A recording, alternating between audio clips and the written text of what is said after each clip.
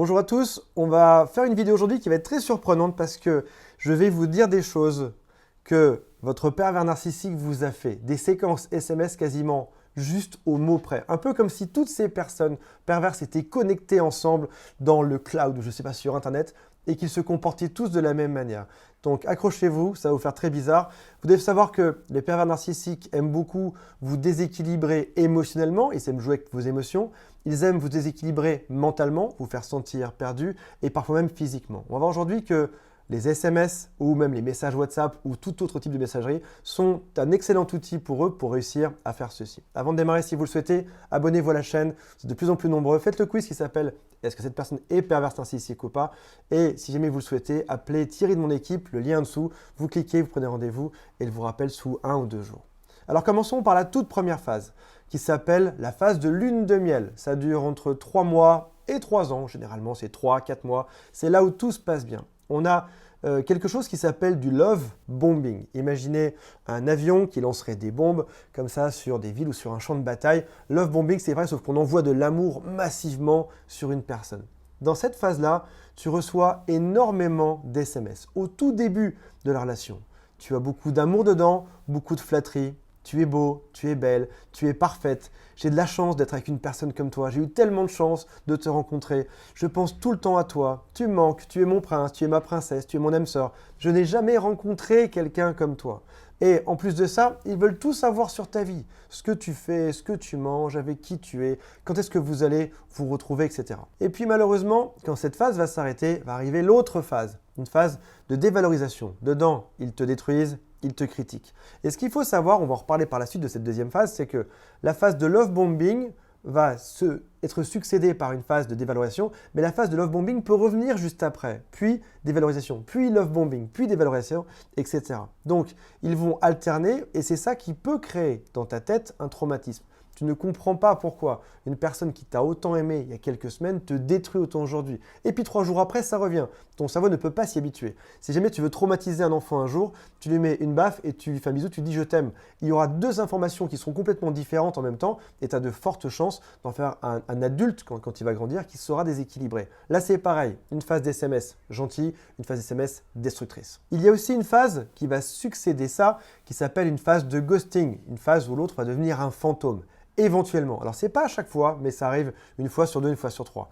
Là, tu n'as plus aucun message, tu ne sais absolument pas ce qui se passe. Pourquoi est-ce que cette personne qui m'aimait autant a soudain arrêté de m'écrire? Qu'est-ce que j'ai fait? Qu'est-ce qui s'est passé? Est-ce que c'est de ma faute? Et souvent, ça va avec une remise en question. On va reparler de l'autre phase qui est celle de dévalorisation. Là, pour le coup, elle arrive tout le temps. Ça démarre souvent quand tu remets quelque chose en question dans votre vie de couple, dans votre relation ou dans leur vie à eux. Tu écris des choses, tu dis tiens en fait, et si on faisait un peu différemment dans tel type de domaine ou si jamais tiens tu prenais en charge ça pour une fois alors que c'est toujours moi qui le fais, ça leur va pas trop, ça correspond pas trop à leur agenda narcissique et dans ce cas-là, ils vont passer en phase de dévalorisation. Ce sera de la haine à l'état pur. Tu réfléchis à ce que tu vas écrire, tu écris un message gentil parce que tu es toujours très amoureux ou très amoureuse et là, ils vont te répondre des choses qui sont très méchantes. Pourquoi est-ce que tu as toujours besoin de moi? Tu m'espionnes? Pourquoi est-ce que tu m'envoies autant de messages? Tu es jaloux? C'est quoi ton problème? Comme si toi, tu étais devenu fou tout à coup. Alors, tu comprends pas, tu reviens dans les messages. Qu'est-ce qui a pu changer chez cette personne entre les messages d'avant où ça se passait bien et la phase d'après où j'en mets en cause une chose et tout d'un coup je suis montré du doigt comme étant une personne qui est complètement instable alors qu'a priori je suis une personne qui est stable. Mettez-moi en commentaire si vous l'avez vu. Je sais que c'est extrêmement déstabilisant parce que la plupart des victimes des pervers narcissiques sont des gens qui se remettent beaucoup en cause et là en l'occurrence on se remet en cause mais pour rien. En l'occurrence on n'a rien fait de mal, c'est juste un jeu pour te déstabiliser. Phase d'après, c'est le rejet. Ton pervers narcissique va te dire « Arrête de m'écrire, je vais te bloquer. Pourquoi est-ce que tu en as après moi? Tu as eu que ce que tu méritais. Je vais dire à tout le monde quel type de personne tu es. Tu es dingue, tu as besoin d'aide, va voir un psychologue. Moi, je suis parfait, moi, je suis parfaite. Mais quand je vois tout ce que j'ai fait pour toi et quand je vois ce que tu fais aujourd'hui, c'est n'importe quoi. Tu as bien de la chance d'être avec moi. Toi, tu devrais aller voir un psy. Là, tu te dis « Je comprends pas, cette personne a l'air dingue, mais c'est moi qui dois voir un psy, c'est lui ou elle qui est parfaite, qu'est-ce qui se passe dans ma tête ?» Encore une fois, tu relis tous les messages échangés précédemment pour comprendre ce qui se passe et où est-ce que tu as déconné, tu dis si ça se trouve, c'est juste en effet moi qui suis fou. Et donc là, la partie perverse du pervers narcissique va venir pervertir la réalité. C'était toi la personne saine, l'autre le fou, mais tout d'un coup, ça change.